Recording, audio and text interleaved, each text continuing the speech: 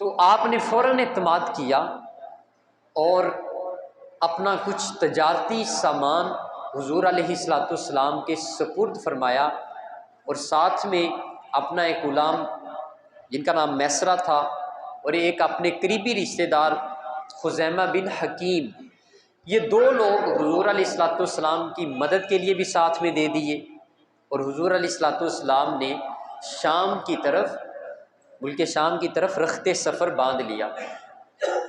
اب راستے میں حضور علیہ الصلوۃ والسلام کے معاملات وہ غلام بھی دیکھ رہا تھا، میسرہ نامی غلام نے بھی دیکھا، اور خزیمہ بن حکیم جو حضرت ختیجہ کا رشتہ دار تھا، قریبی تھا، وہ بھی ساتھ میں ہی تھا۔ راستے میں انہوں نے معاملات دیکھے حضور علیہ الصلوۃ والسلام کے۔ میسرہ بیان کرتے ہیں کہ ہم جا رہے تھے تو اونٹ ہمارے تھک کے بیٹھ گئے۔ اب وہ جگہ ایسی تھی جہاں پہ بیٹھنا اور وہاں پہ پڑاؤ کرنا، رک جانا، وہ خطرناک تھا، چوری کا خدشہ تھا۔ تو میں نے عرض کی کہ محمد صلی اللہ علیہ وسلم، یہاں پہ ہم نہیں رک سکتے، لیکن ہمارے اونٹ یہاں پہ بیٹھ گئے ہیں تھک کے۔ جواب دے دیا انہوں نے۔ تو حضور علیہ الصلوۃ والسلام آپ آئے، اونٹ کی پشت کے اوپر اپنا ہاتھ پھیرتے، جس اونٹ کے اوپر آپ اپنا دست اقدس رکھتے وہ اٹھ کے کھڑا ہو جاتا، جس کو پہلے مار مار کے اٹھا رہے تھے وہ آپ کے دست اقدس سے ہی اس میں اتنی توانائی اور حرارت آ جاتی کہ وہ اٹھ کے کھڑا ہو جاتا۔ یہ معاملہ انہوں نے دیکھا۔ اس کے بعد آپ ایک مقام پر پہنچے، پڑاؤ کیا ایک جگہ پہ، ملک شام سے تھوڑا سا دور تھا وہ مقام، ایک درخت کے نیچے آپ نے ٹیک لگائی۔ تو وہاں پہ ایک راہب جو پادریوں کا عالم ہوتا ہے، عیسائیوں کا عالم، وہ آ گیا اور اس نے دیکھا اور میسرہ سے پوچھا، میسرہ اور حکیم جو حضرت ختیجہ کا قریبی تھا، ان دونوں لوگوں سے پوچھا کہ یہ شخص کون ہے؟ تو انہوں نے بتایا کہ یہ ہم تینوں مکہ مکرمہ سے آئے ہیں، یہ بطور تاجر ہیں، ہم ان کے مددگار ہیں تجارت کے اندر۔ تو یہ ختیجہ نامی خاتون ہے، ان کا سامان تجارت لے کر شام کی طرف ہم جا رہے ہیں۔ تو وہ راہب کہنے لگا، اس کا نام نستورہ تھا اور یہ میسرہ کا جانشین تھا، بحیرہ کا جانشین تھا۔ یہ بحیرہ یہ وہی تھا جب حضرت ابو طالب کے ساتھ حضور علیہ الصلوۃ والسلام تجارت کے لیے آئے تھے، تو وہ یہ بحیرہ نامی راہب نے دیکھا تھا کہ یہ قافلہ ایک گھاٹی سے نیچے اتر رہا تھا، گھاٹی سے نیچے ایک گھاٹی بنی ہوئی تھی، قافلہ اس سے نیچے اتر رہا تھا، اس کے اوپر بادلوں نے سایہ کیا ہوا تھا۔ تو اس نے اپنی عبادت گاہ سے، اپنے وہ چرچ سے دیکھا قافلے کو کہ اللہ رب العزت کی رحمت جو ہے اس قافلے کے اوپر برس رہی ہے۔ تو اس نے فوراً خادم کو بھیجا کہ اس قافلے کو روکو جا کے اور انہیں کہو کہ ہماری طرف سے دعوت ہے، کھانا کھا کے پھر آگے جانا۔ وہ غلام بھاگتا ہوا گیا اور اس نے جا کے کہا کہ ہمارا جو پادری ہے بحیرہ، وہ یہ کہہ رہا ہے کہ ہمارے پاس کھانا کھا کے پھر آگے جانا۔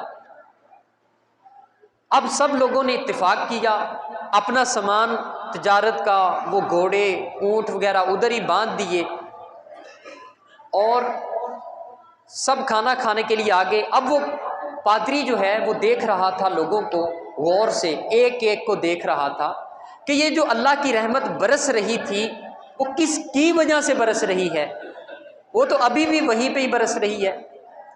اس نے پوچھا کہ آپ سب لوگ آ گئے ہیں؟ تو انہوں نے کہا کہ نہیں، ہم سب لوگ نہیں آئے، ابھی کچھ لوگ ہمارے سامان کے پاس بیٹھے ہوئے ہیں۔ اب حضور علیہ الصلوۃ والسلام اور آپ کے چچا وہی سامان کے پاس بیٹھے ہوئے تھے حفاظت کے لیے کہ کوئی سامان نہ پیچھے سے اٹھا کے لے جائے۔ تو اس پادری نے کہا کہ باقیوں کو بھی بلا کر لائیں۔ وہ باقیوں کو بلانے کے لیے گئے تو حضرت ابو طالب آ گئے، حضور علیہ الصلوۃ والسلام پھر پیچھے رہ گئے۔ تو اس نے کہا کہ ابھی بھی کمی ہے، ابھی بھی کسی کی یہاں پہ مجھے کمی محسوس ہو رہی ہے، اور کوئی رہ گیا پیچھے؟ تو انہوں نے کہا جی ایک بچہ ہے سامان کے پاس بٹھا کے آگے. تو کہنے لگا میں نے اسی کے لیے تو یہ دعوت کا اہتمام کیا ہے، اس کو بھی لے کر آؤ. حضور علیہ الصلوۃ والسلام کو بھی بلایا گیا. تو وہ جو ساری نشانیاں تھیں اس نے کہا کہ یہ میں پڑھ چکا ہوں کہ ایک قافلہ اس گھاٹی سے اترے گا، اس کے اوپر یوں اللہ رب العزت کی رحمت برس رہی ہوگی، وہ تجارت کی غرض سے شام جا رہے ہوں گے، تو ان میں جو بچہ ہوگا جس کو وہ بٹھا کے اپنے سامان کے پاس جائیں گے، وہ مستقبل میں بطور نبی مبعوث ہوگا. وہ نبی جس کی حضرت عیسیٰ بشارت دے کر گئے، حضرت موسیٰ علیہ السلام نے بشارت دی. تو آپ نے حضور علیہ الصلوۃ والسلام سے، اس پادری نے پوچھا کہ تمہارا کفیل کون ہے، تمہارا باپ یا تم کس کی کفالت میں ہو؟ انہوں نے بتایا کہ میں ابو طالب کی کفالت میں ہوں. تو اس پادری نے حضرت ابو طالب سے یہ کہا تھا کہ یہ بچہ کوئی معمولی بچہ نہیں ہے، اللہ رب العزت نے ان کو بطور نبی مبعوث فرمایا ہوا ہے، اور اللہ رب العزت نے اس کو امام الانبیاء بنایا ہے. وہ نبی ہے جس کی بشارت حضرت عیسیٰ علیہ السلام نے ہمیں دی ہے کہ اس کا کلمہ ہم نے پڑھنا ہے جب یہ اعلان نبوت فرمائیں گے، تو اس کا بڑا خیال رکھنا. اب اس بحیرہ کا جو جانشین ہے وہ بحیرہ فوت ہو گیا، یہ حضور علیہ الصلوۃ والسلام کے بچپن کی بات تھی. اب اس کی جگہ پہ وہ نستورہ نامی راہب جو ہے وہ مبعوث تھا، اس کو پھر سے وہ سینہ بسینہ یہ علم دیا گیا تھا کہ یہاں سے اللہ کے نبی پھر سے گزریں گے، جوانی کے عالم میں گزریں گے، بطور تاجر گزریں گے. اب اس نے دیکھا تو وہ بھی پہچان گیا کہ حضور علیہ الصلوۃ والسلام یہ وہ اللہ کے آخری نبی ہیں. قرآن مجید میں اللہ رب العزت فرماتے ہیں الذین آتیناہم الکتاب یعرفونہ کما یعرفون ابناءہم، کہ یہ جو یہود و نصارہ ہیں، جو اہل کتاب ہیں، یہودی ہیں یا نصرانی ہیں، یہ حضور علیہ الصلوۃ والسلام کو اس طرح پہچانتے ہیں کما یعرفون ابناءہم، جیسے اپنے بیٹوں کو پہچانا جاتا ہے. یعنی دور سے آتے ہوئے بیٹے کو باپ پہچان لیتا ہے، ایسے یہودیوں کے عالم اور نصرانیوں کے عالم حضور علیہ الصلوۃ والسلام کو بطور نبی پہچان لیتے تھے. اب اس نے وہ نستورہ نے میسرہ کو اور حکیم کو یہ کہا کہ یہ مستقبل میں اللہ رب العزت کے نبی مبعوث ہوں گے، اور کاش کہ میں اس وقت تک زندہ رہوں. اب یہ سارے معاملات، پھر اس کے بعد تجارت میں جو لین دین کے معاملات ہوئے، زبان کی صداقت سبھی آ کے حضرت ختیجہ سے بیان کی. تو حضرت ختیجہ سلام اللہ علیہا بڑی متاثر ہوئی اور فوراً حضور علیہ الصلوۃ والسلام کو اپنی ایک عزیزہ نفیسہ نامی خاتون کے ذریعے پیغام نکاح بھیج دیا. حضور علیہ الصلوۃ والسلام نے اپنے چچا ابو طالب سے مشورہ کیا کہ ختیجہ کا نکاح، پیغام نکاح میرے لیے آیا ہے، تو اس حوالے سے کیا کیا جائے؟ تو ابو طالب نے بھی فرمایا کیا بیٹے آپ قبول کر لیں، آپ کے لیے یہ بہتر ثابت ہو سکتا ہے. فوری طور پہ آپ نے پیغام نکاح کو قبول کیا. اس طرح وہ دنیا کی عظیم خاتون حضور علیہ الصلوۃ والسلام کے نکاح میں آئیں. اب یہ وقت چلتا رہا. جب نبی اکرم صلی اللہ علیہ وآلہ وسلم 25 سال کی عمر تھی جب نکاح ہوا، حضرت ختیجہ کی 40 سال عمر تھی. جب حضور علیہ الصلوۃ والسلام 40 سال کے قریب پہنچے تو آپ کے معاملات میں ایک دم سے تبدیلی، بڑی واضح تبدیلی آ گئی، کیونکہ اعلان نبوت فرمانا تھا. آپ کا قلب اطہر بھی بدلنا شروع ہو گیا. آپ نے سارے معاملات ترک کرنا شروع کر دیے، آہستہ آہستہ گوشہ نشینی اختیار کرنا شروع کر دی. آپ کے معمول میں یہ شامل ہو گیا کہ آپ دن کے اوقات میں گھر سے نکل جاتے، کبھی شام کو واپس آتے، کبھی واپس آتے ہی نہ، کبھی 2 دن کے بعد واپس تشریف لاتے. تو حضرت ختیجہ کی زبان پہ کوئی حرف شکایت نہیں آیا کہ آپ کدھر تشریف لے جاتے ہیں، آپ کہاں تشریف لے جاتے ہیں، کبھی شکایت نہیں فرمائی.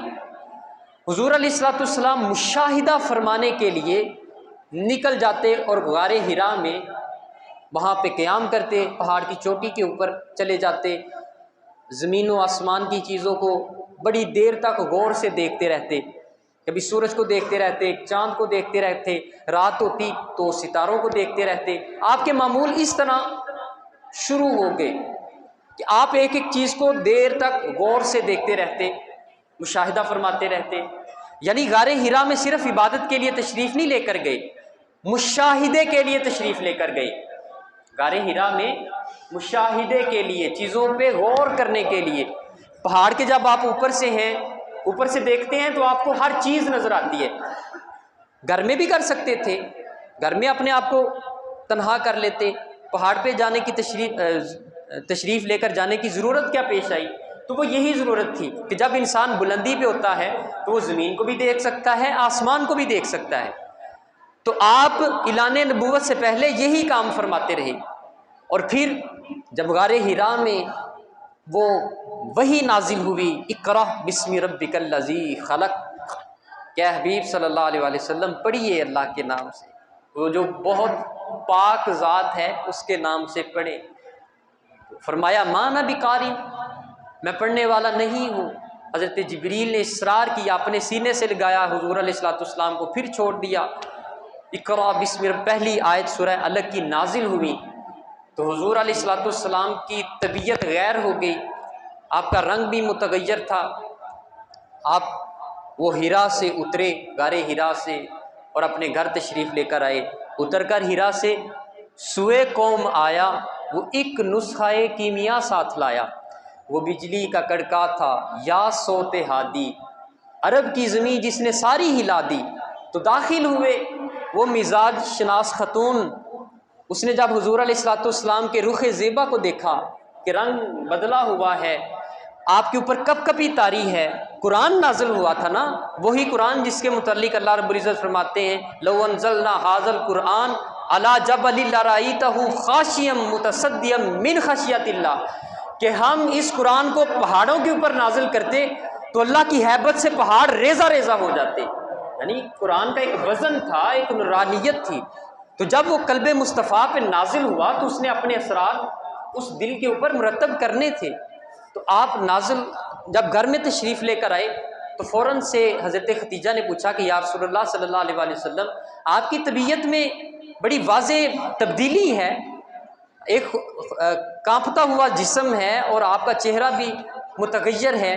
تو حضور علیہ الصلوۃ والسلام نے فرمایا زملونی زملونی، کہ مجھے چادر اڑا دو، لیٹ گئے، اور حضرت ختیجہ سے کہا مجھے چادر اڑا دو، زملونی یا ایھا المزمل، اے چادر اوڑھ کر لیٹنے والے۔ یہ اللہ رب العزت کو کتنی ادا پسند ہے۔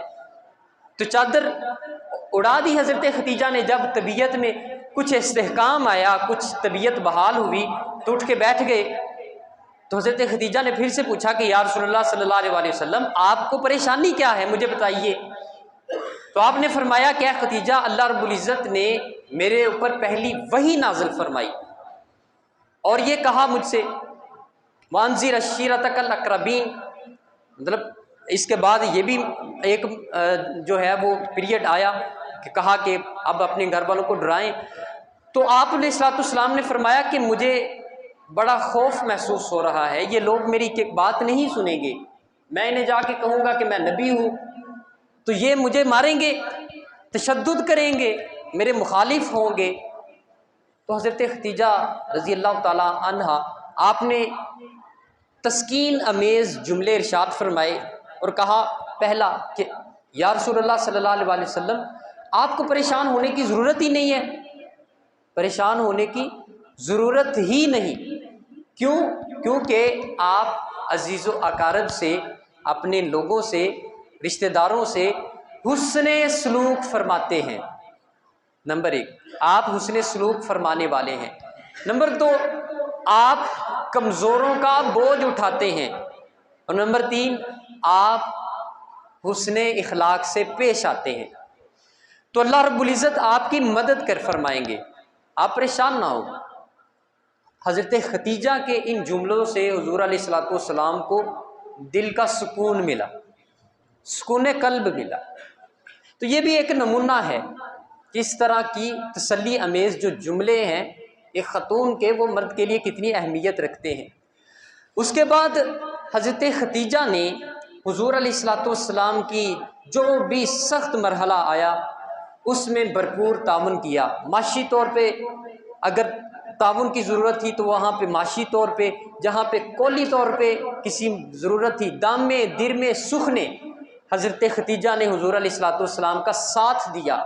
حضرت ابو طالب کے معاشی حالات کمزور تھے تو حضرت ختیجہ رضی اللہ تعالیٰ عنہ آپ نے حضور علیہ الصلوۃ والسلام کو فرمایا کہ حضرت علی کو آپ اپنی کفالت میں لے لیں، یعنی ابو طالب نے آپ کی کفالت کی تھی تو آپ حضرت علی کی کفالت میں لیں، ان کے بیٹے کی کفالت آپ فرمائیں۔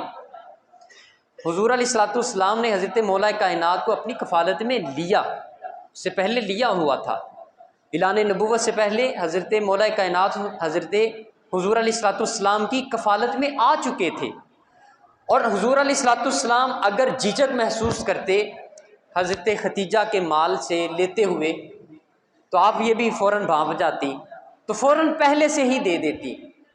اب ایک دن حضور علیہ الصلوۃ والسلام یوں داخل ہوئے اپنے گھر میں تو دیکھا کہ مٹی کے برتن میں حضرت ختیجہ دلیا کھا رہی ہیں، اور دلیا اس انداز میں کھا رہی ہیں کہ وہ ٹھیک سے پیسا ہوا بھی نہیں تھا، موٹا موٹا تھا، تو ایک وہ نوالا لیتی ہیں تو وہ گلے میں اٹکتا ہے، کبھی تو پانی کا گھونٹ لیتی ہیں، بڑی سخت سی ایک حالت بنی ہوئی ہے۔ اب یہ تو تاجروں کی بیٹی ہے جس نے شروع میں بڑے ناز دیکھے ہوں گے، جس کے ایک حکم پہ 70 کھانے سامنے آ جاتے ہوں گے، تو ایک تاجر کی بیٹی حضور علیہ الصلوۃ والسلام کے گھر میں اس انداز میں کھا رہی ہے۔ تو حضور علیہ الصلوۃ والسلام نے جب یہ حالت دیکھی تو فرمایا کہ اے ختیجہ روٹی پکا لیں اپنے لیے روٹی پکا لیں، یہ نہ کھائیں دلیا، آپ سے نہیں کھایا جا رہا۔ تو عرض کی کہ یا رسول اللہ صلی اللہ علیہ وآلہ وسلم میرے پاس آپ ہیں، میری سب سے بڑی دولت یہ ہے، اور آپ کے ساتھ رہتے ہوئے یہ دلیا کیا، اس کے علاوہ مجھے کانٹے بھی کھانے پڑے تو ختیجہ کو یہ بھی قبول ہے۔ یہ تو پھر دلیا میں کھا رہی ہوں، آپ کی رفاقت میں، آپ کی صحبت میں کانٹے بھی کھانے پڑے تو ختیجہ وہ بھی کھانے کے لیے تیار ہے۔ وہ سارا سرمایہ اسلام کے اوپر حضرت ختیجہ نے لوٹا دیا۔ تو ہم ان کے مقروض ہیں، حضرت ختیجہ کے بھی، کیونکہ اسلام کو ہم تک پہنچانے کے لیے ان کی قربانیاں موجود ہیں۔